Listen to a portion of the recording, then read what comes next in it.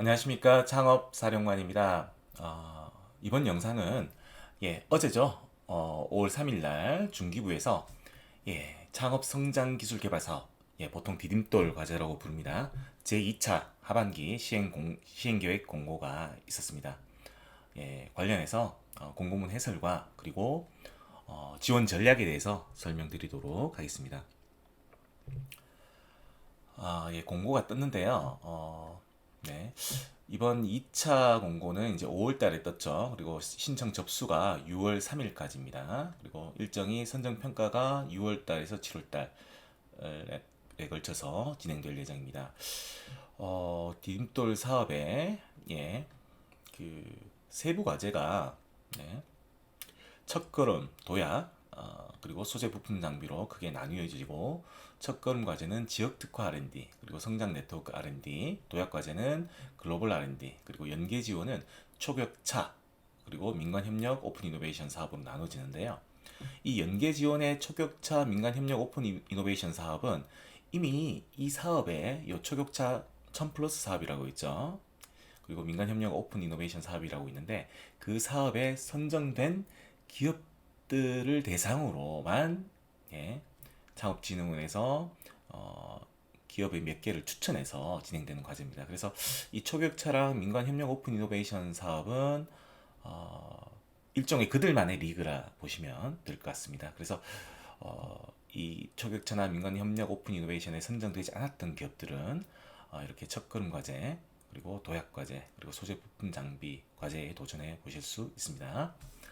물론 첫걸음 과제 이 지역 특화 R&D는 대구 경북이나 경기권에 있는 기업만 신청하실 수 있습니다. 자세한 내용은 후반부에 설명드리도록 할게요. 예. 네, 한번 보시면요. 여기 보시면 내역 사업이 디딤돌 과제라 되어 있는데요.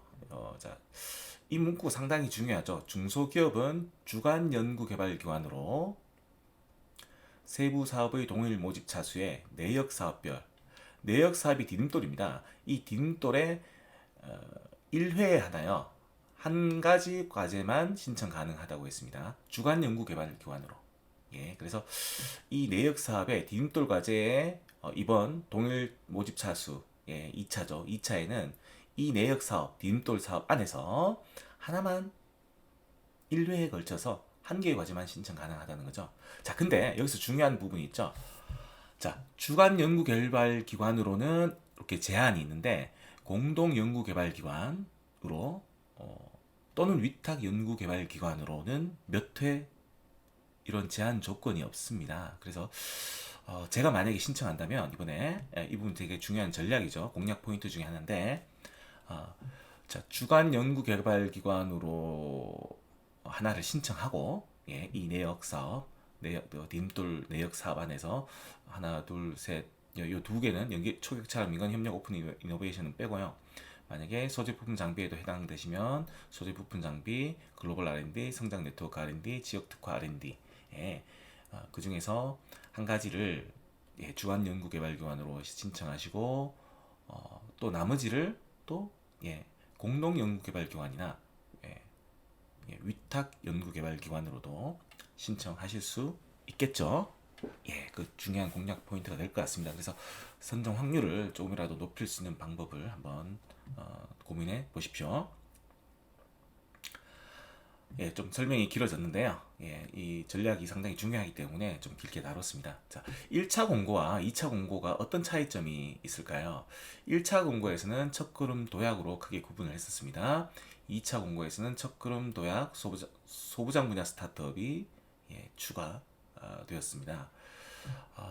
지금 과제비 지원금 규모도 376억 원에서 2차는 528억 원, 그리고 375개 과제를 뽑았었는데 1차에서 2차에는 2배 이상 800개 과제 내외를 뽑고 있습니다.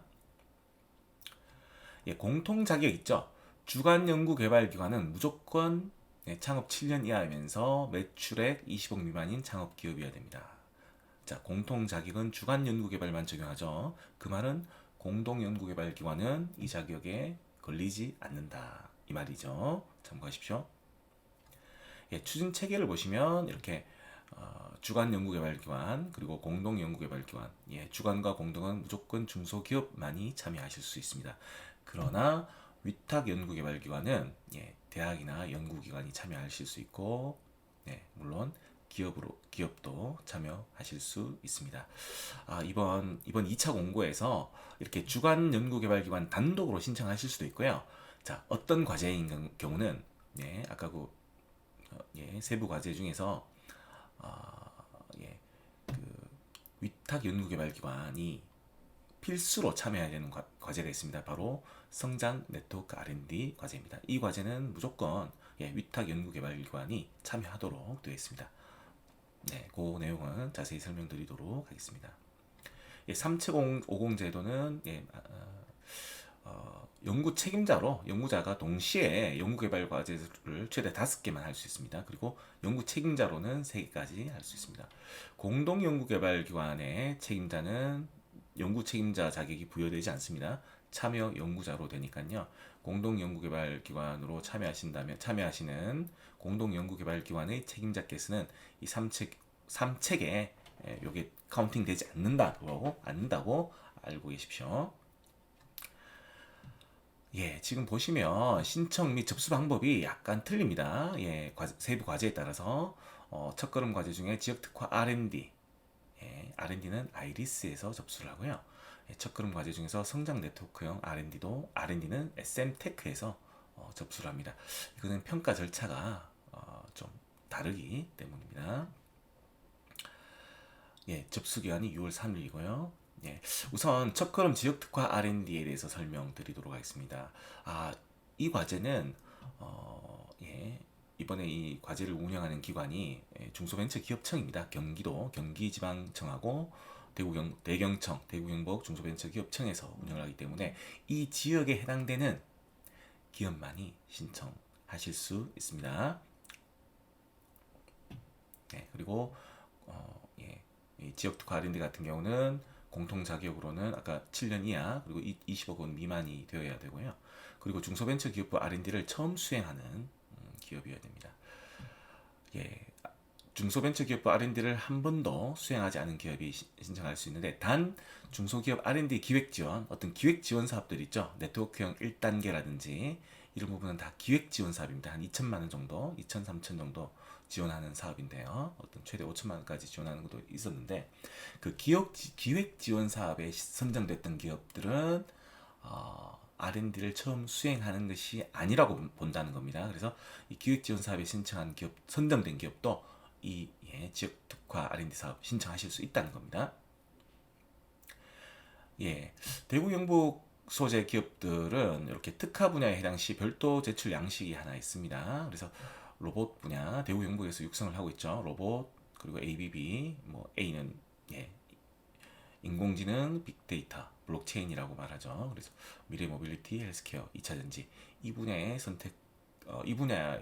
해당되는 과제를 가지고 있는 아이템을 가지고 있는 기업은 예, 특화 분야를 선택하셔서 개발하고자 하는 아이템이 어떤 부분에서 부합되는지를 설명을 해 주셔야 됩니다. 예, 그래서 아까 그 지역 특화된 그 내용이 앞부분 여기서 설명하신 내용이 평가에 한 5점 정도 배점이 배정이 되어 있습니다. 지역 특화 지표로 해서 지방청이 육성하는 분야와 어떤 지원 방향과의 부합성을 평가를 하게 되어 있습니다. 예, 그리고 경기청 같은 경우도 예, 소재지만 경기도에 있으면은 예, 그리고 주관기관이 공통 요건을 작용 요건을 만족해야 됩니다. 예, 경기 같은 경우도 지방청과 중점 지원 방향과의 부합성이 5점으로 책정이 되어 있거든요. 그래서 배점이 이렇게 되어 있음을 알 수 있습니다. 예, 그리고 첫걸음 성장 네트워크형 R&D와 소부장 R&D가 있는데요. 이 보시면은 예, 산학연 협회가 일단 기업을 평가를 합니다. 그래서 산학연 협회에서 일단 평가를 해서 선정한 기업에 대해서 산학연 협회가 과제 추천을 해서 예, 그 기정원에서 과제 평가가 진행되는 경로를 밟습니다. 예, 소부장 R&D도 똑같은 예, 경로로 플로우를 갔습니다. 예, 성장 네트워크 R&D는 일단 분야가 차세대 전략 기술 분야여야 됩니다. 그래서 정부에서 12개, 12대 차세대 전략 기술 분야를 선정을 했었죠. 반도체 디스플레이, 2차 전지, 그리고 뭐 인공지능, 차세대 통신, 첨단 로봇 제조, 양자 쪽이었죠. 그래서 이번에 450개 내외의 과제를 선정을 합니다. 자, 요 과제는 위탁 연구개발기관이 필수로 참여를 해야 된다는 것이 특징입니다. 그리고 이 위탁 연구개발기관에게 예산을 직접비 예산의 30% 이상 40% 내의 예산을 꼭 편성을 해 주어야 된다는 것이죠. 그래서 이 과제는 앞에서 봤던 그 과제와는 틀리게 즉 지역 특화 R&D랑 틀리게 위탁 연구개발기관이 필수적으로 참여를 해야 된다는 것이죠. 자, 위탁 연구개발기관으로 어떤 기관으로 참여를 할 수 있는지 이렇게 범위를 지정을 해놨습니다. 범위를 지정해놨는데요. 보시면 위탁 연구개발기관 역량평가가 한 20점이 배정되어 있네요. 그래서 이 사업의 선정 탈락의 여부는 아마 위탁 연구개발기관 필수로 지정해놓은 위탁 연구개발기관의 역량 요 부분에 대해서 중점적으로 당락이 평가에 따라서 당락이 갈릴 것 같습니다. 여기 위탁 연구개발기관에 속해 있는 그런 어떤 중소기업 지원 전담 조직이 꼭 참여를 해야 되겠죠. 5점 만점을 받으시려면요. 그리고 소부장 R&D인데요. 소재 부품 장비 분야 창업 기업에 대해서 신청이 가능합니다. 그래서 소부장 내 아이템이 소부장 분야에 속하는지 안 속하는지를 공고문에 보시면 참고 자료로 소재 부품 장비 전략 분야에 대해서 113개 분야에 대해서 참고 자료로 올려놨으니까 한번 살펴보십시오. 그리고 도약 파트에 글로벌 R&D가 있습니다. 자, 이 부분은 선정 평가할 때 이렇게 글로벌 역량 평가를 거친 기업만 사업 계획서를 아이리스에 접수를 하실 수 있습니다. 그래서 글로벌 역량 평가가 상당히 중요하겠죠. 운영기관으로는 경기 충남창조경제혁신센터와 그리고 한국화학융합시험연구원, 본원이 과천에 아마 있을 겁니다. KTR이죠. KTR에서 이 글로벌 역량 평가를 진행합니다. 보시면 160개 과제고요.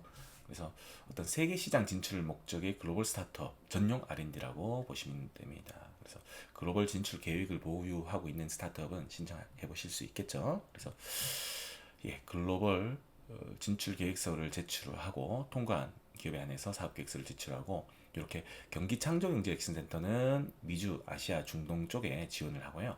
충남창조센터는 유럽, 미주 그리고 KTR은 동남아시아 쪽에 진출할 기업을 지원을 할 예정입니다. 글로벌 역량 평가가 상당히 중요하다고 중요한 것을 보실 수 있습니다. 추천 글로벌 역량 평가를 통과한다면 아이리스를 통해서 신청 접수를 해서 선정 평가 절차를 거치게 됩니다. 그래서 글로벌 진출 역량 평가할 때 이렇게 글로벌 진출 계획서를 제출을 하고 있습니다. 그래서 아무래도 현재 수출 실적이 있어야 되겠죠. 아무래도 그냥 수출 실적이 없는 기업이 신청하기는 좀 선정되기는 쉽지 않을 것 같습니다. 그리고 해외 진출 전략 계획 그리고 성과 목표도 이렇게 자유롭게 서술하게 되어 있는데요. 뭐 해외 거래처 MOU 그리고 뭐 정성적 목표라든지 세부 추진 계획, 뭐 성과 창출 방안, 해외 특허 인증 획득 전략 그리고 매칭 기업 발굴 계획에 대해서 적게 서술하게 되어 있습니다. 그리고 연간 해외 진출 마케팅 일정에 대해서도 뭐 전시회 일정이라든지 박람회 일정이라든지 구체적으로 제시를 해야 될 것 같습니다. 그리고 도약 파트에 연계 지원 R&D가 있는데요. 이 부분은 이미 초격차 1000+ 사업과 민간협력 오픈 이노베이션 사업에 선정된 기업들에 한해서만 이렇게 추천을 하고 있습니다. 그래서 이거는 좀 그들만의 리그라고 보실 수 있습니다.